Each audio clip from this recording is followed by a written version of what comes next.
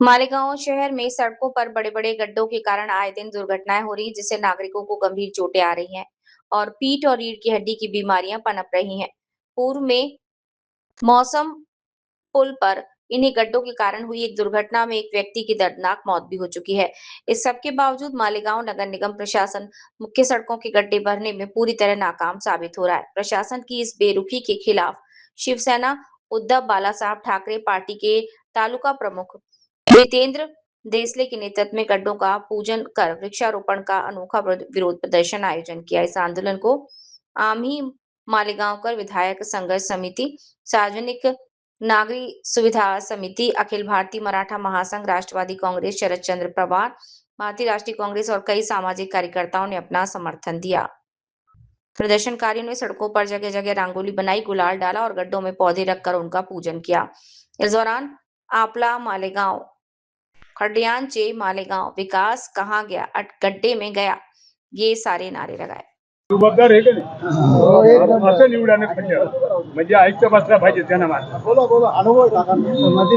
मालेगाव शहर तसेच संपूर्ण नाशिक जिल्हा हा कायद्याचा बालेकिल्ला म्हणून जी घोषणा मागच्या काळात दिली गेली होती, तसं बघितलं तर आज खऱ्या अर्थाने एक घोषणा देता येईल.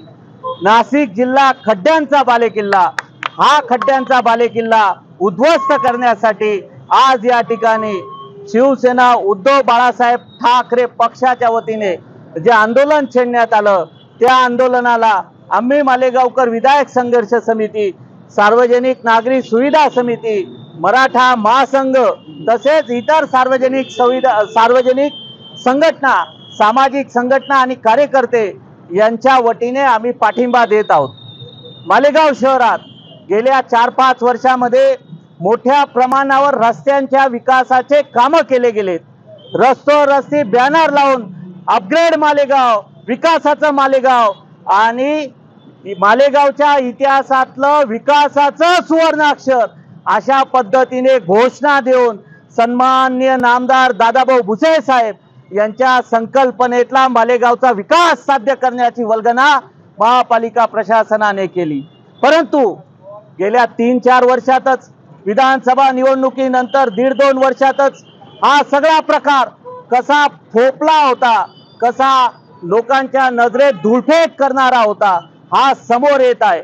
या मौसम पूल सारख्या चौकामध्ये जे खड्ड्यांचं अस्तित्व निर्माण झालं, यावरून मालेगाव महानगरपालिका हा सन्माननीय नामदार भुसे साहेब यांच्या संकल्पनेतला कोणता विकास होता हा दाखवण्याचा, खड्ड्यांचा विकास दाखवण्याचा तर प्रयत्न करत नाही ना, हा सवाल मालेगावच्या जनतेच्या वतीने सन्माननीय नामदार भुसे साहेबांनी आपल्या विशेष अथक प्रयत्नातून महाराष्ट्रातल्या नपाक लीडर मधला सर्वाधिक करप्टेड अधिकारी मालेगाव महानगरपालिकेच्या आयुक्त पदावर बसवून आणि भ्रष्टाचाराचा गंभीर आरोप असलेला शहर अभियंता या महापालिकेच्या शहर अभियंता पदावर बसवून या मालेगाव शहराला काय दिलं, हा सवाल आम्ही सन्माननीय भुसे साहेब आणि महापालिका प्रशासन, नगर विकास मंत्र्याला विटून या ठिकाणी विचारू इच्छितो.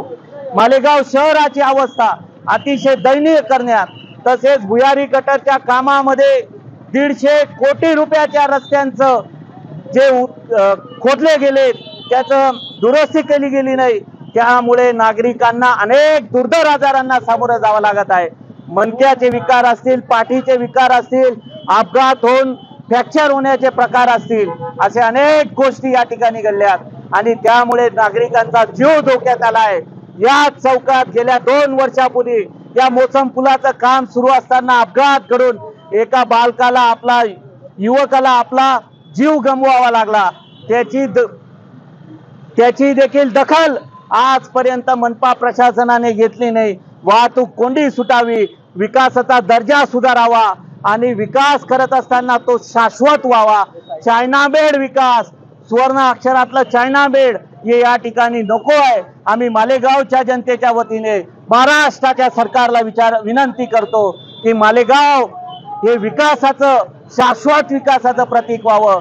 150 कोटी रुपयाचे जे काही खड्डे, रस्ते दुरुस्तीचे कामं झालेत, यात जो भ्रष्टाचार झाला त्याची सखोल चौकशी व्हावी आणि या मोसम पुलाच्या कामाचं, शहरातल्या विविध कामांचं 100 कोटीपेक्षा जास्त एकाच ठेकेदाराला, धुळ्याचा देशमुख नावाचा एकच ठेकेदाराला हे सर्व कामं देण्यात आले, त्याची इन्क्वायरी, न्यायालयीन इन्क्वायरी झाली पाहिजे अशी मागणी आम्ही या निमित्ताने या ठिकाणून करतो आणि आमच्या या आंदोलनाला, जितू बाप्पूंच्या आंदोलनाला आम्ही सहर्ष पाठिंबा घोषित करतो. धन्यवाद.